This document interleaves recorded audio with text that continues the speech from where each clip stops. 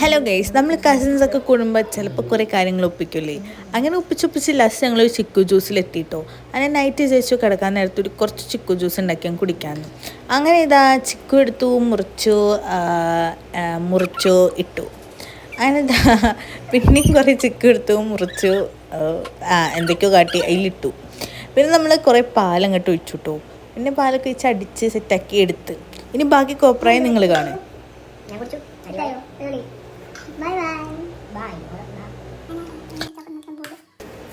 നമ്മൾ കസിൻസ് കുടുംബൻ്റെ രസമല്ലേ അല്ലെങ്കിലും സംഭടിപൊളിയാ.